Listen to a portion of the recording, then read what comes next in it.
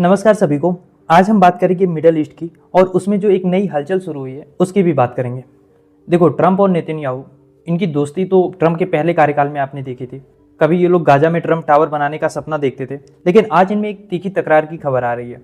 खबर क्या है? देखो, खबर ये है कि दोनों के बीच में फ़ोन पर बात हुई है, नेतन्याहू और ट्रंप के बीच में। लेकिन बात इतनी कड़वाहट भरी थी, बात और इतनी गर्मा गर्म थी कि यहाँ तक अब सवाल उठ रहे हैं कि क्या ट्रंप ने नेतन्याहू को छोड़कर ईरान का हाथ थाम लिया है। तो आपको लग रहा होगा कि वेट यार, ये कैसे हो सकता है? मतलब अमेरिका इजराइल का साथ छोड़ दे? तो यहाँ पे बात अमेरिका की नहीं हो रही है, हम बात कर रहे हैं ट्रंप की। और ट्रंप है तो मुमकिन है ट्रंप कुछ भी कर सकते हैं। ट्रंप के बिहेवियर को आप कितना भी ऑब्जर्व कर लो, लेकिन आप बता नहीं सकते हो कि ट्रंप आगे क्या करने वाले हैं। हालांकि मिडल ईस्ट में तनाव होना कोई नई बात नहीं है। ईरान और इजराइल की दुश्मनी आप सबको पता है कि दशकों पुरानी है। ईरान का मानना है कि इजराइल का अस्तित्व ही नहीं होना चाहिए और वो अक्सर उसे मिटाने की बात करता है। वहीं इजराइल जो है, जो जाहिर सी बात है अपने अस्तित्व के लिए लड़ रहा है, वहीं इजराइल जो है वो 7 मोर्चों पर एक साथ जंग लड़ने का दावा करता है।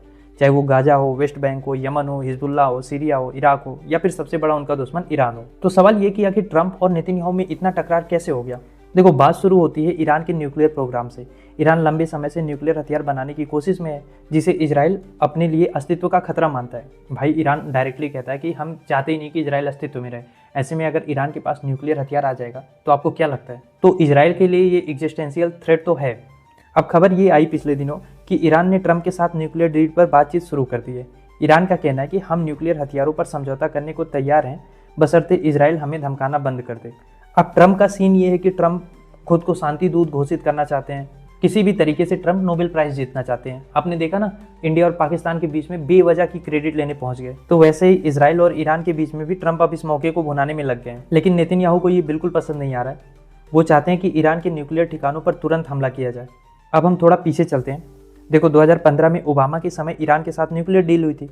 इस डील के तहत ईरान ने अपने न्यूक्लियर प्रोग्राम को सीमित करने का वादा किया था। लेकिन जब ट्रंप पहली बार सत्ता में आए, उन्होंने इस डील को तोड़ दिया और ईरान पर और कड़े प्रतिबंध लगा दिए थे। इन प्रतिबंधों ने ईरान की अर्थव्यवस्था को लगभग तोड़ के रख दिया था, लेकिन ईरान ने किसी तरीके से हार नहीं मानी। लेकिन जब इस बार ट्रंप सत्ता में आए हैं, तो इस बार वो ईरान के साथ दोस्ती की राह तलाश रहे हैं।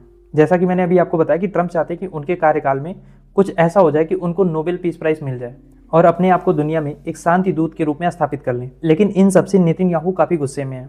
उन्हें लग रहा है कि ट्रंप उनके साथ धोखा कर रहे हैं। अब नेतन्याहू का गुस्सा कितना जायज है कितना नहीं, ये तो आने वाला वक्त बताएगा। लेकिन मिडिल ईस्ट की सियासत में ये एक ट्विस्ट तो लाने वाला है। और खबर ये भी है कि ईरान ने ट्रंप को लुभाने के लिए बैकडोर डील्स के जरिए मोटी रकम का भी ऑफर दिया हुआ है। अब जाहिर सी बात है, ट्रंप खुद को एक बिजनेसमैन क्लेम करते हैं, तो पैसे की भाषा तो वो समझते ही हैं। सऊदी हो, कतर हो, यूएई हो, सब जगह वो बस डील के लिए जाते हैं। अब ईरान भी उनके रडार पे आ जाए तो ये कोई बड़ी बात नहीं है। और ये सारी बातें इजराइल को तो अच्छी नहीं लग रही होंगी। नेतन्याहू का कहना है कि वो इजराइल की सुरक्षा के लिए अकेले लड़ेंगे, चाहे अमेरिका उनका साथ दे या ना दे। क्योंकि इजराइल भी इस बात को समझता है कि अगर ईरान ने न्यूक्लियर हथियार बना लिया तो मिडल ईस्ट का पूरा पावर बैलेंस बदल जाएगा और इससे इजराइल का अस्तित्व भी खतरे में आ जाएगा। और इस डर से अगर इजराइल ने कहीं पहले ही ईरान पे हमला कर दिया तो ये तनाव पूरी दुनिया को युद्ध की ओर ले जा सकता है। ऐसे में ट्रंप की शांति की कोशिश कितनी कामयाब होगी, ये देखने वाली बात होगी।